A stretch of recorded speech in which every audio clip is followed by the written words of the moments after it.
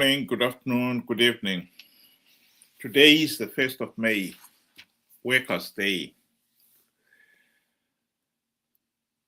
Many people find it ironic that a nation like Zimbabwe should be celebrating Happy Workers' Day, given the country's economic situation.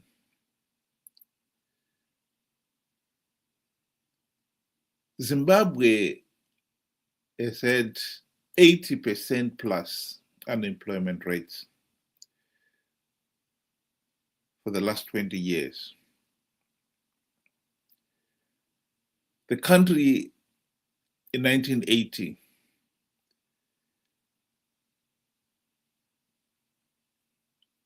had 30% of its GDP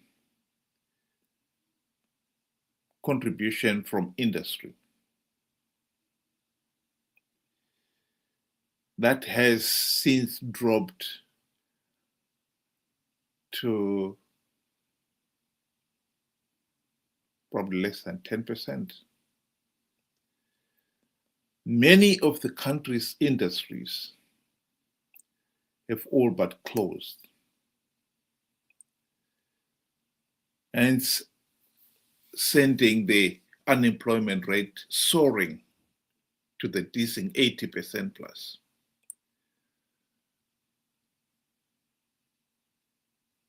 By government's own statistics, 78% of the economy is now considered to be informal. The trouble with informal economy is that those who are living in it are living from hand to mouth.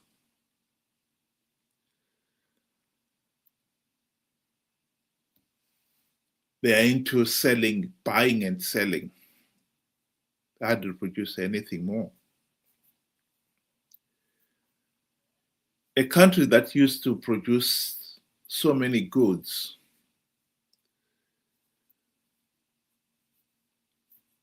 now finds itself in a situation where most of the things sold in Zimbabwe are imported. We even import simple things like milk and even vegetables.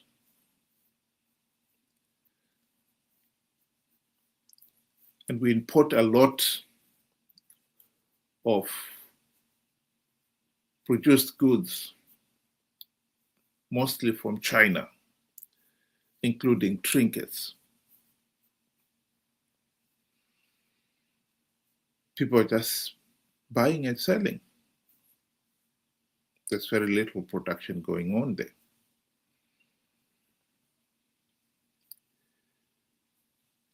The few who are in employment, most of them are being paid slave wages.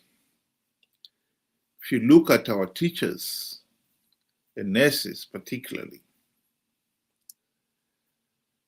they've been underpaid for decades.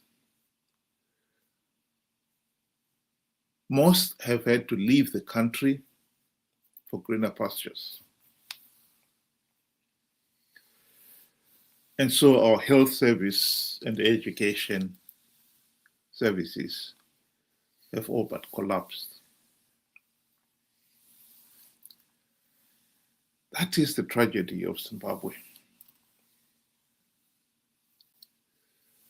We can't say we don't know the root cause of our economic collapse. We do. 47 years of gross mismanagement and rampant corruption have taken their toll.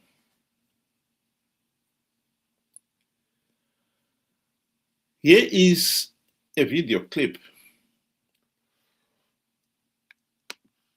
of somebody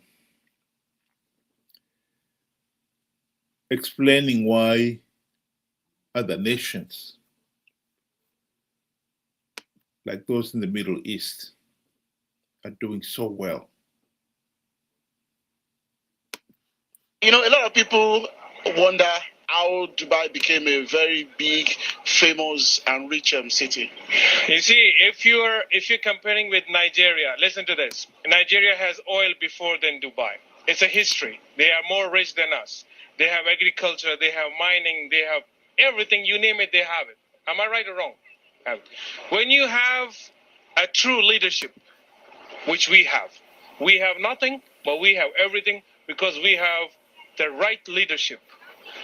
That's the only thing you need, a right leader for your country, not corruption. That's what brings your country at the top. You don't need any agriculture.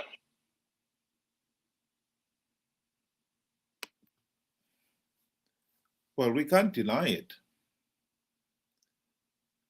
Zimbabwe, when we started in 1980, we had industries, but many of them have closed.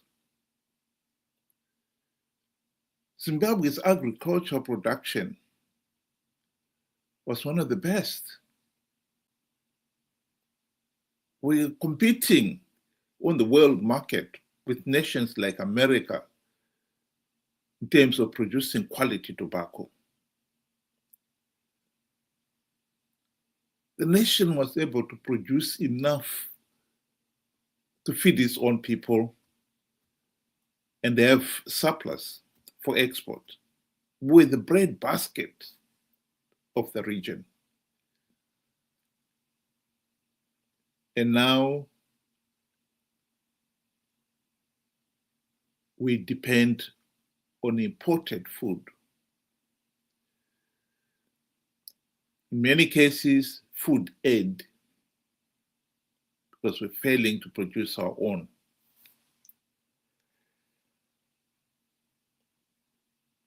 And it's all because of failed leadership. There's nothing else for it.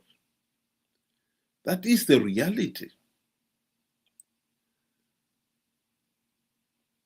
We can pretend all we want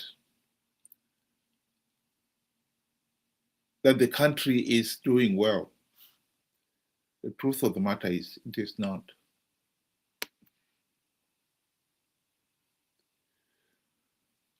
Zimbabwe is a failed state. I've said that on this platform again and again because it is true. We have a problem with our leadership.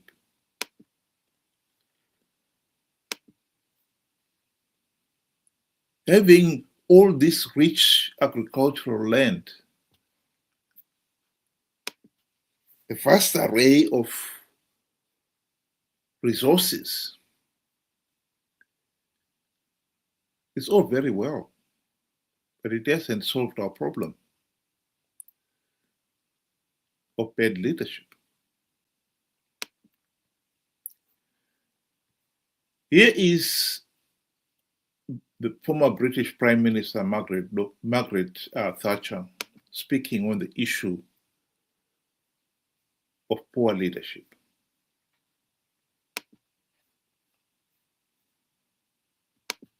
Countries are not rich in proportion to their natural resources. If they were, Russia would now be the richest country in the world. Angola would be very rich, and there are many other countries that have a lot of natural resources, but they have not had an enterprise economy to develop those resources. Russia has everything: oil, gas, diamonds, platinum, gold, silver, timber, marvelous soil, but has been poor. She's also, on the second point, got very bad environment. The Aral Sea. I remember going to one communist country in about the 60s and seeing a puddle coming out of a chimney of brown gas, which of course is a nitrous gas. And I was absolutely horrified. I said, well, what are you doing letting that happen? The lungs of the people must be terrible. This is acid. You can't let that go on. Tact has never been my strong point, as you know. And it is the countries that have had the wrong system, which have not created the wealth, have not cared about people. Look at the other side. Japan, no natural resources. Switzerland, no natural resources. Taiwan, no natural resources. It is the political system which enhances the enterprise of the people and gives it the framework within which to operate. She was, of course, right. As much as we can pretend that Zimbabwe is a functioning state, it is not. We are a failed state. We have been plagued by bad leadership. The nation had the opportunity to end the ZANU-PF dictatorship during the 2008 to 2013 GNU. Unfortunately, that opportunity was wasted.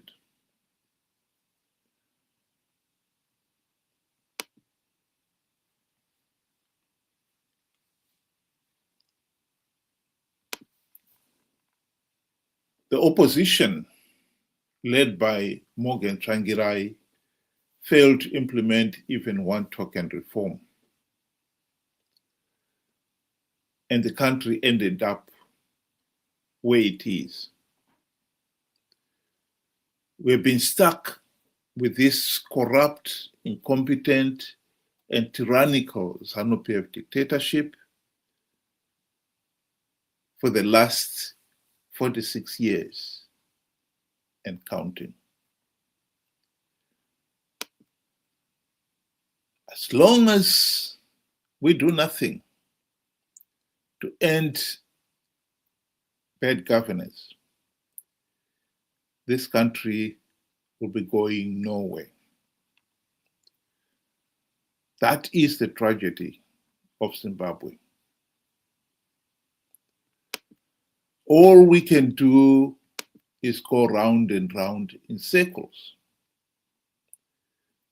And that is exactly what we've been doing.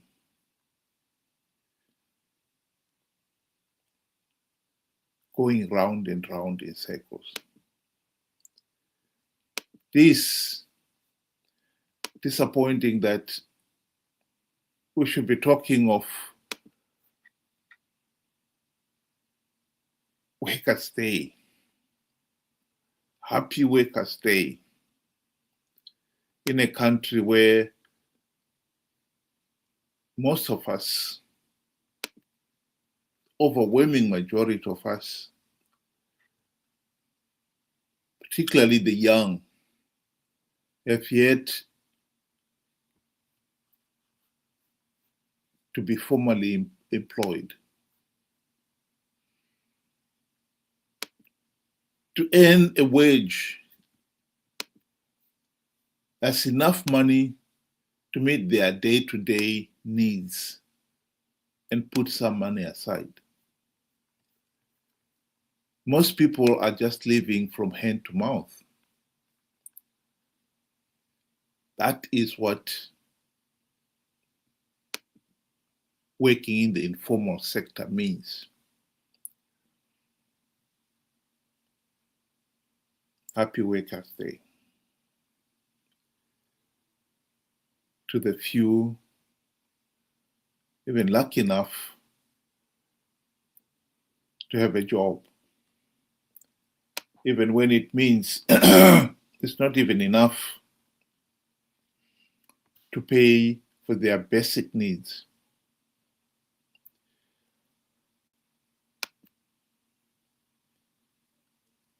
The solution is staring us in the face. Zimbabwe needs to end this case of rigged elections and bad governance.